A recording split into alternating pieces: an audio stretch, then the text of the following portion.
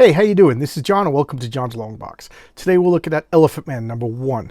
This is a spin-off from Hip Flask. Hip Flask was a 3-issue series, debuted in Image Comics, and that series did so well, they did a spin-off series, and this was an ongoing story.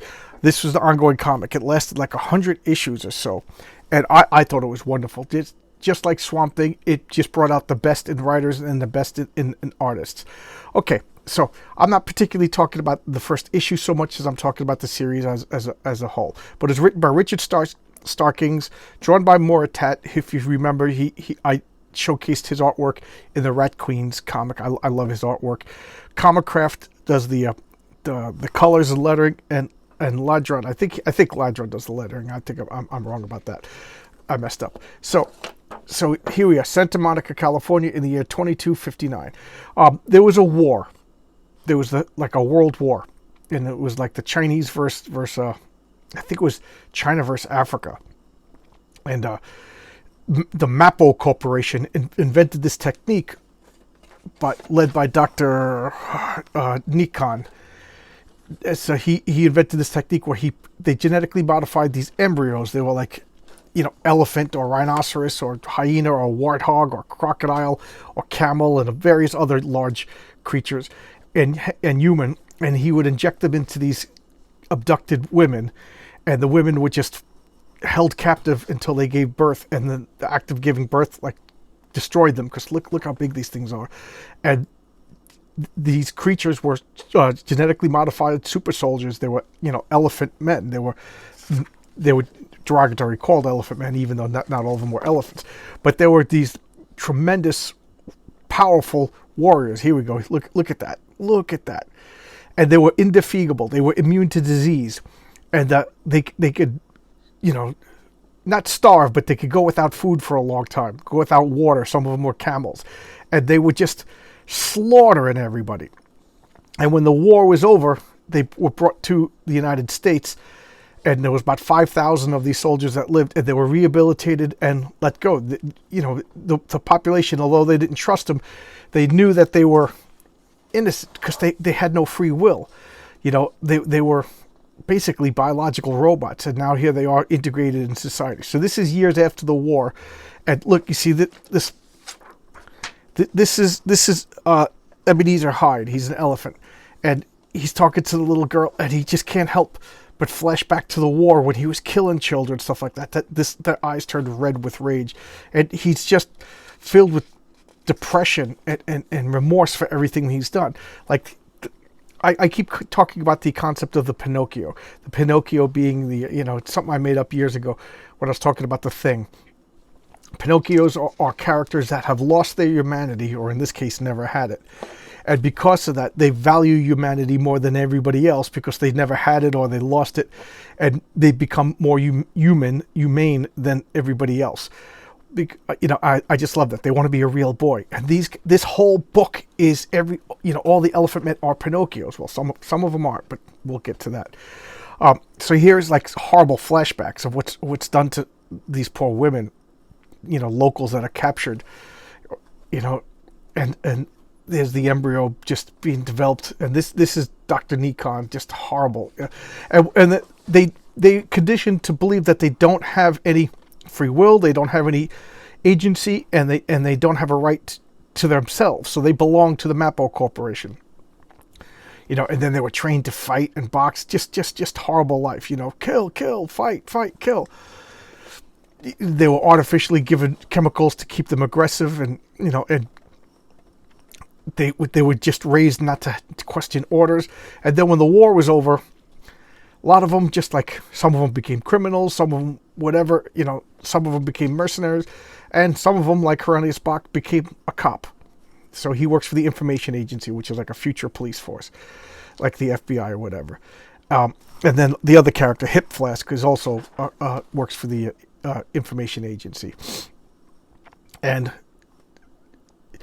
whereas Hip Flask seems to, this is Hip Flask, the rhino guy, Hip Flask seems to have adapted well. I mean, he's still in his private moments, like filled with shame and remorse for everything that he's done. Now, they remember it all. he is able to function in society better. Whereas Ebenezer, the elephant, he's taking drugs and drinking and just going on a spiral. He's not hurting anybody. You know, they're good guys, but he's just, you know, post traumatic stress disorder. He's just, I feel really bad for him. You know, even though he looks like this elephant, I just can't help look at the sadness in his eyes. And this is what the whole comic is these poor used and abused creatures just dealing with guilt and remorse. And then, you know, can you blame humans? Don't trust them, you know. And then there's a couple of human characters that are just going around murdering the Elephantmen because they survived the war. They remember the horrors that they were done. There's other people who just don't want them around because, you know, they look like monsters or whatever. But none of them could breathe. They're all sterile. So the thing is, just let them live out their lives, and then they die, and it's an embarrassing period in human history. You're not allowed to make Elephantmen anymore. You know, and they keep flashing back to the war, you know, and here's Ebenezer Hyde, you know, in the war, just killing. This guy just has a rock, or a kid has a rock, you know, and that's what they've been trained to do. They don't have any value on life. Just so good. And this little girl's just talking to him, and, you know, mother comes out of the store, get away from him, go away, you know, don't you talk to my dog, go away. And he's like, will things ever change, Ebenezer?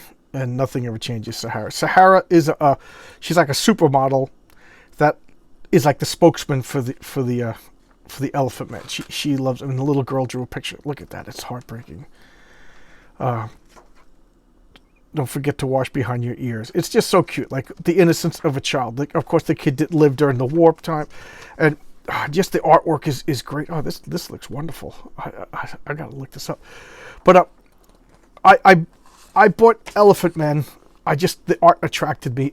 And then later on, I bought Hip Flask, and I was confused. So I didn't realize that Hip Flask came first. But Hip Flask comes first. So these comics are hard to get. Oh, man. I bought a whole bunch of them, and I got them when they came out. And if you missed an issue, it was hard to get. I guess it was just like a low print run. And then a few issues, like, for whatever reason, it cost me like $100. You know, just to complete the stories, but it is worth it. It's such a good series. I would recommend getting the trade. You can pick up the trade paperbacks pretty easily.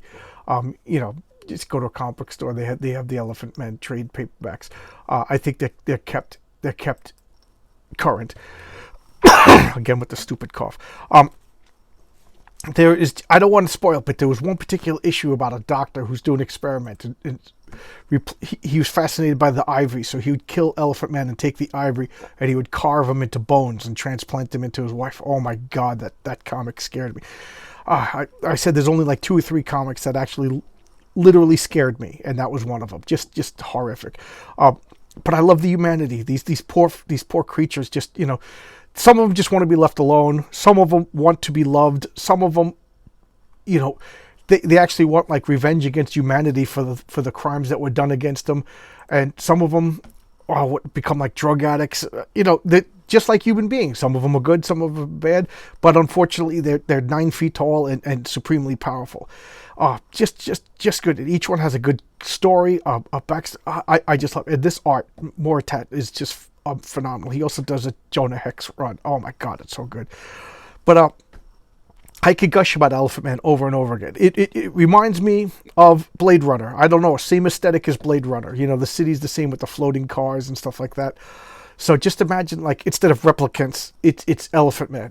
It just is like the same atmosphere. I don't know. I feel like I'm going to start repeating myself now. I'm trying to do shorter videos, and now I'm like making myself do it weight encapsulated. But I you know, most of the comics on this channel, unless I say otherwise, I heartily recommend. This one, I just think it's wonderful. There's a lot of pathos, a lot of character building, long story arcs that are just, you know, so well thought out and so deep. I just think it's great. Why is there not a movie? You know, I could just get some actors in those green dots, motion capture dots, like they do for Smeagol, and just, you know, have Ridley Scott just direct it. Oh my God, that would be so good with like that Vangelis music from Blade Runner. Oh, yeah. Hollywood. Why aren't you hiring me as a consultant? I'll get you $1 billion properties. But anyway, I digress. Just so good, so good. Get it. I recommend this. All right, that's my video for today. I'll see you tomorrow with another video. And thanks a lot, everybody. Bye bye.